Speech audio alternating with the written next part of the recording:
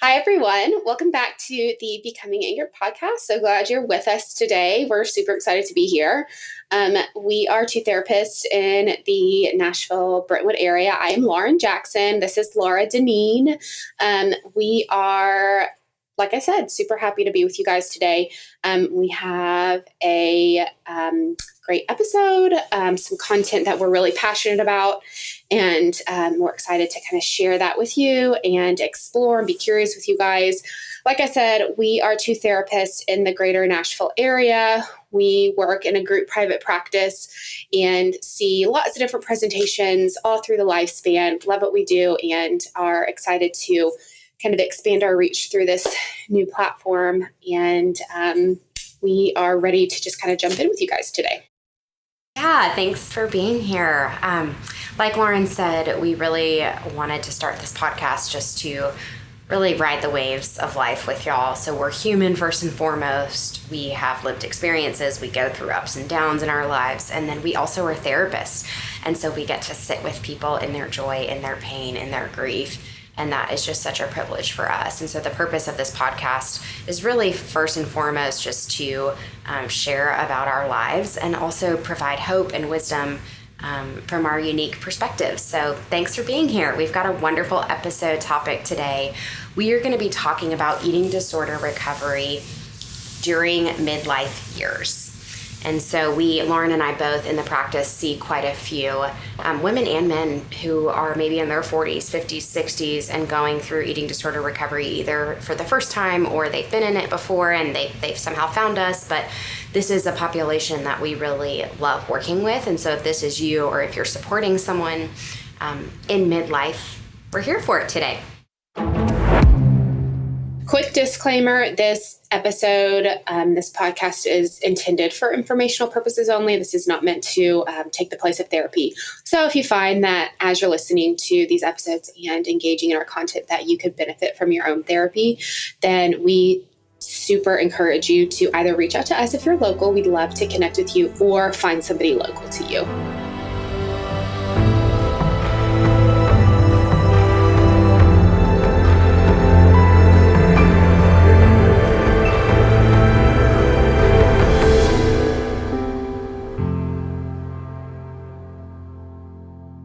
So let's dive in. Whew. Okay, so this is a really neat niche topic, right? So, eating disorder recovery during midlife years. There's so many things about this stage of life that I think are nuanced to the eating disorder recovery world.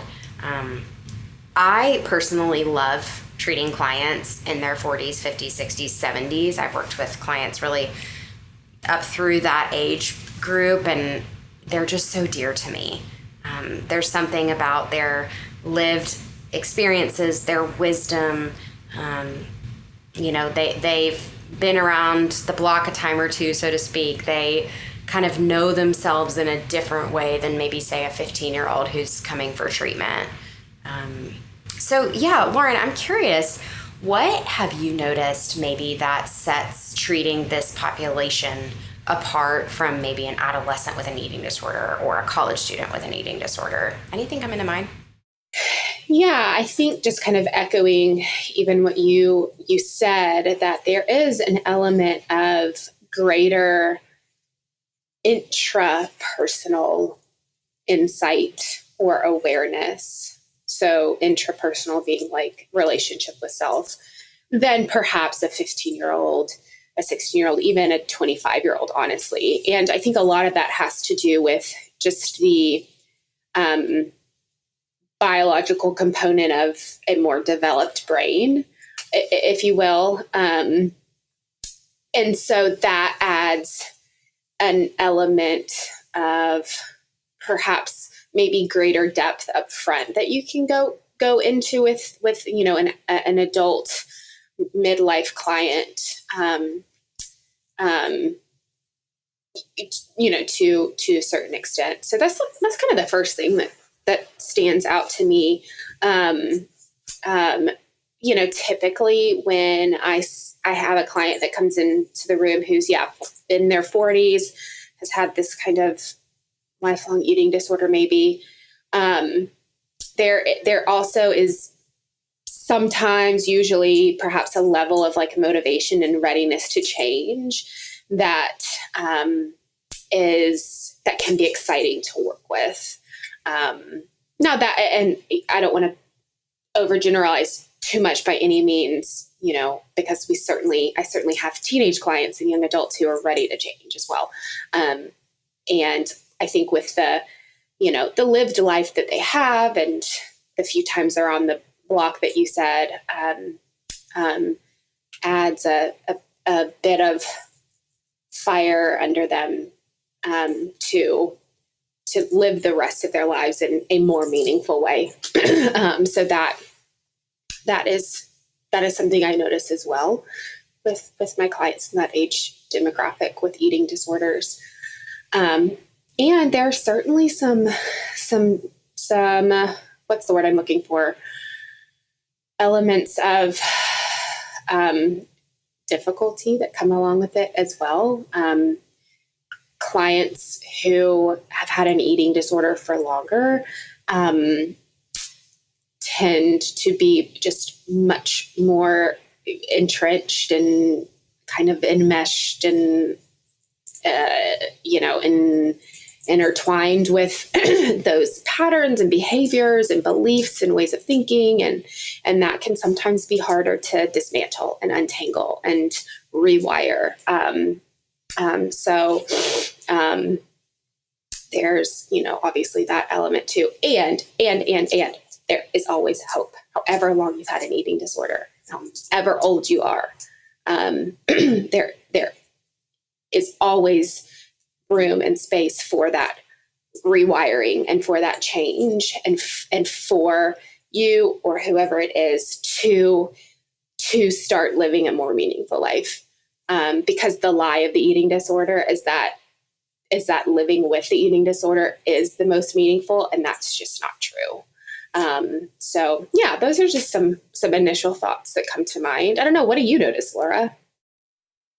Yeah, so just to kind of tag off of what you're saying, what we call the neural pathways in the brain, and the way that I explain this to clients that I've worked with over the years is just this idea of it's a well-traveled road, right? So the longer we're in it, it's not that we can't recover, but we've been down that road for many years, right? No matter what behaviors you've used and no matter what your presentation or diagnosis is. And so starting to pave a new road, in air quotes, can be really tough. And whether it's an eating disorder or OCD or, a mood disorder, whatever we have going on, paving a new road to reduce our behaviors is incredibly hard. And especially if we've been using those behaviors for 30, 40 plus years. One of the things that I notice in this population that I really love working with is this idea of unlearning. And so when clients come to us, maybe for the first time, so some people in their 40s or 50s have worked with a different provider and maybe have stopped treatment and then come back to treatment, or maybe we're getting them as a new client and this is their first time working with a specialized provider, and this idea of unlearning. And so I know our generation, Lauren, has been more open to going to therapy and really unpacking our stuff. And I feel like for people in their 40s, 50s, 60s, 70s, not that it's uncommon, but maybe it wasn't as acceptable, or maybe it was a little bit more taboo back in the day than it is now, right? So a lot of our college students and even adolescents talk about therapy in a way that's more normative, in a way that's more accepted. And so, yeah, we do this unlearning process in eating disorder treatment, especially really for any eating disorder, but especially for people and individuals that work with us that are in their midlife years, and just this idea of all the things that they've learned about food or their bodies that are unhelpful, and saying those things with a trusted professional, and then having feedback around those things and starting to consider that maybe something else could be more helpful to believe, or maybe something else is true. I love watching clients go through that process. So a lot of clients that I've worked with in their 40s, 50s, 60s, you can kind of see it happen when we talk about it. But, if maybe somebody hasn't eaten breakfast for years and then all of a sudden they're like, oh, I have permission to eat breakfast and maybe I won't have my daily morning headache. And it just feels like this light bulb moment for them. And so, yeah, the unlearning is just such a, I think, crucial component of treating eating disorders in midlife, that's been so special to me over the years working as a provider. Yeah, as you were talking, Laura, I was just thinking about a client that I've had in the past and her journey through disordered eating, recovery, body image work, breaking free from kind of chronic dieting, all of that for us really kind of lives under the same camp, under the same kind of big umbrella. We're really approaching it and kind of treating it the same way as somebody who maybe has a diagnosable eating disorder. And so this sweet client, we had a session where she had kind of had this light bulb moment in between our sessions, and she came back and she was like, she's just kind of telling me about her food experiences and some of the self-awareness she had been making. And she was like, I think I've realized this week that I think I've really been fighting my body for so long. I've really been like fighting against what my body has been trying to tell me, which is like, oh, maybe I'm actually still hungry, or maybe I want this thing when I'm, maybe I have these kind of certain cravings or certain desires for food or whatever when I'm like on my period, and I'm not listening to what it's saying. It was this like radical, like, oh my gosh, I haven't been listening to my body, and I can listen to my body now. And it was just this moment for her of unlearning this thing and learning this new thing. And yeah, she was in her later 30s, I think.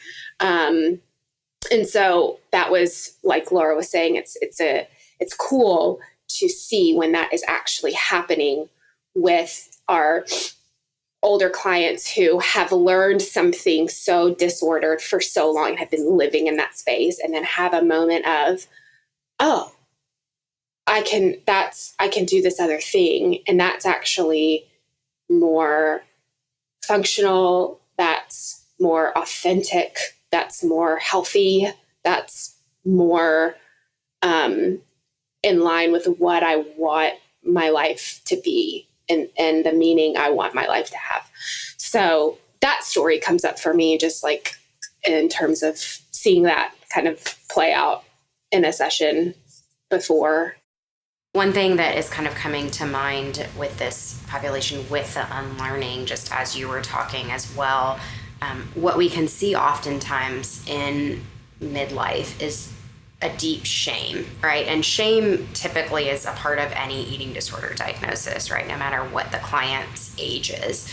But this shame around, oh my gosh, I don't have an eating disorder. That's only for like young girls, or shame that I've struggled for so long with food. Like, why can't I just get it together? Why can't I just eat normally, whatever normal is. So I think that's one piece too that I see quite frequently in this population, is just this deep-rooted shame that shows up, whether it's that they've bought into a myth that, an eating disorder only affects a certain age group or certain socioeconomic status or whatever it is, or it's shame, kind of the twofold nature of this is shame that they've been in it for so long, and they know that, man, I've caused my loved ones quite a bit of pain. And so this population can feel that shame on a deep level. And so being able to offer a space to experience the shame and then release it can be just a really beautiful part of their treatment. Yeah. Yeah. And piggybacking off of that, so shame being a common experience in this population in eating disorder recovery, as well as grief and a grief experience. And I would say that with anybody recovering from an eating disorder, whatever your age is, there is an element of grief. I mean, we probably should do a whole episode on grief. We could probably do a million episodes on grief. But just the uniqueness of middle age eating disorder recovery and the grief that comes along with that, I think is important to maybe point out and name, because there are, and I've experienced this with my clients in this demographic of realization around what has been lost to the eating disorder, what life has not maybe been lived in the way that now you want life to be lived, grief around relationships, grief just really around what the eating disorder has kind of robbed you of. And so there's a whole element within the recovery process of grief work, grief processing. And then, there's typically always a grief experience and process within the kind of acceptance of releasing this ideal body that we have always kind of been striving for or hoping to have, that within the recovery space, maybe there's a realization that doesn't exist because that actually isn't going to help me live a meaningful life or a life worth living or a life in my values. And so shame and grief are also, are pretty significant experiences that I think we both find this age has in the recovery process, kind of throughout the process.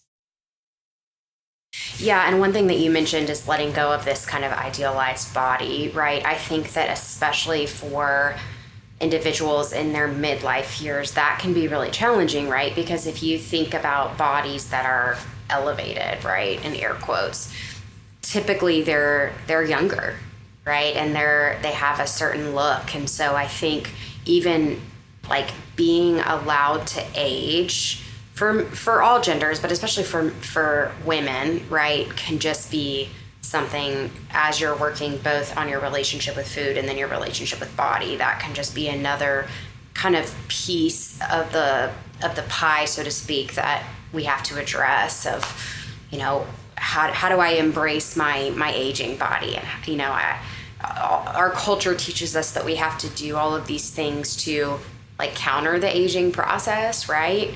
And so that's another piece too that I think, especially in midlife, I'm talking about with clients, right? So what does it feel like to you to not only grieve and then to accept your body now, knowing that it will continue to change, right? Because my body has changed from my 20-year-old body, right? And I'm in my mid-30s and I know it will continue to change. And I have a strong foundation of therapy, but, sharing personally, my hair has gone gray and now I diet, so I'm not ready to go fully gray yet. Lauren knows this, but that has been hard for me. I've always loved my hair. I have always had like almost black, dark hair, and I've just always loved it. And so that can just be hard, is seeing the grays and just kind of embracing, oh my gosh, I'm getting older. And what emotion does that cause in me? And then what do I need?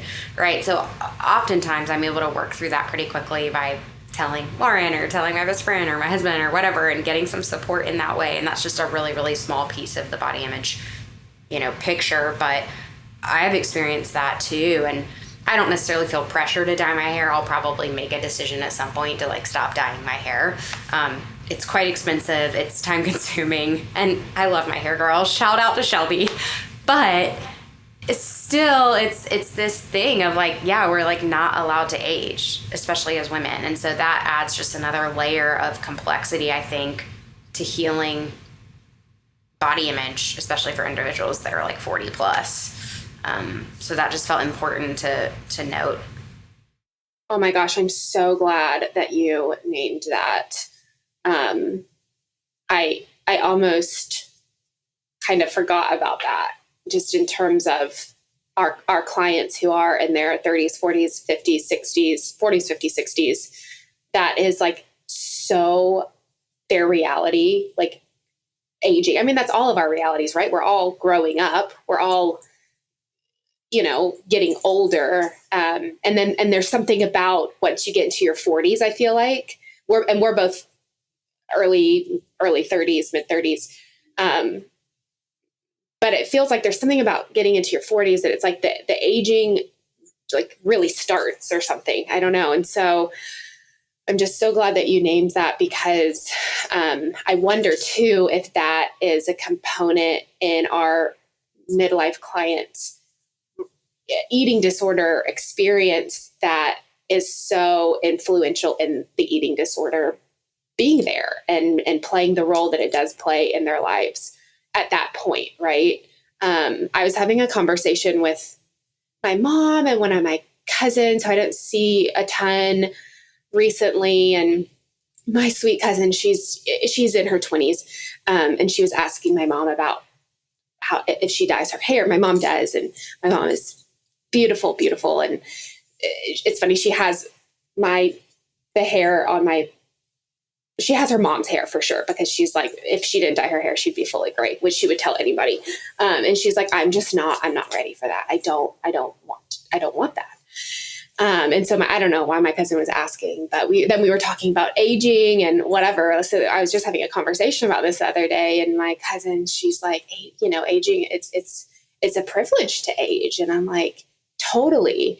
And that's probably easier for us to say because we're not really like in the thick of it yet. Right. And so just to validate that is such a real, deeply kind of embracing aging it can feel like such a deeply countercultural thing to do. And so I'm really glad that you named that, because I mean, you and I are getting snippets of it here and there. Like I've had a lot of lower back stuff.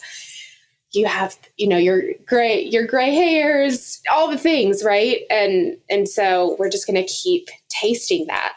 And how are we going to embrace that? I think is just a helpful question to continue to be curious about. So. Yeah, I think too, what I notice about really a lot of our clients and even my own self is, and Lauren knows this about me, but I'm a dreamer. And so I'm kind of always thinking about what's next. So for our clients, sometimes in midlife, they may be that way. And then I think there's also this like longing for their younger years or kind of reminiscing. And so really the work that I try to do with myself is staying present, right? And so the same thing is true with our clients in midlife. It's like, hey, we can long for younger years and we can reminisce. And how do we help you be present in this stage of life and work on at least body respect, body tolerance, maybe moving towards body acceptance, even if you don't have the body that you had when you were 20 or 30 years old. And that longing, I think, is there. That's something that I find to be present with my clients in this stage. So yeah, and that's a normal part of the process, right? And it's okay to long. It's okay to maybe miss those years or grieve that maybe you don't have the body that you had back then, or maybe you're struggling with chronic pain or whatever it might be. And how do I really work on being present with my current self? And hello, I struggle with that. So this is not me talking at you guys. It's really just in me talking to myself. So we're so glad that y'all joined for this episode. We want to leave you with some homework, with an affirmation. So if you're in your midlife years, we want you to know that you are so cared for and loved, and that you deserve appropriate treatment. It's never too late.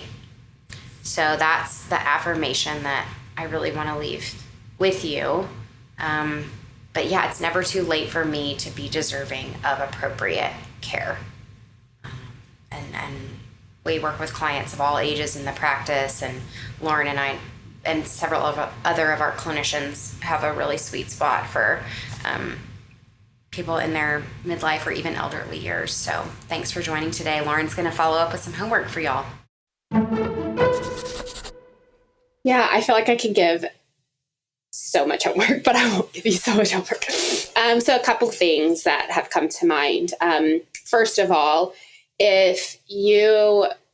whether you're midlife right now or anybody who's listening, if you notice in yourself struggling in any way with your relationship with food, with your body, you've maybe invalidated your need for support, and after listening to this, you feel some hope around getting support, I want to challenge you to reach out to someone. Find a local therapist, preferably who maybe works with eating disorders, body image, disordered eating. Again, if you're local to us, we'd love to connect with you. But like Laura said, you deserve treatment, you deserve support.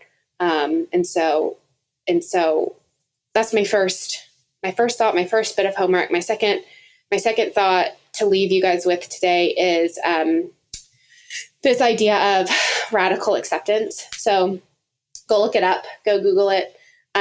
It kind of encompasses a few different things, but it's this like radically accepting kind of where you're at now, present moment, being present with yourself. And so if you're finding yourself in that midlife stage, maybe trying to implement where you can a practice of radical acceptance. And then there is a book that I'd love to encourage you all to maybe try and get your hands on or take a look at. It's this book I'm actually reading it right now. It's not necessarily particularly related to eating disorders. It's kind of a broad stroke on like our culture's pressure on women to look and be a certain way, which I think we can kind of all relate to as females in our culture. So the book is called Beauty Sick. Like I said, I'm reading right now. It's really, really great. So I think that could be a really helpful resource for anybody who's listening. And then, for those of us mid-age who are finding that we want to change our relationship with food and with our body, that could be a helpful place to maybe start. So thanks, Lauren. And thanks for being here, y'all, today. See you next time. Bye. Bye.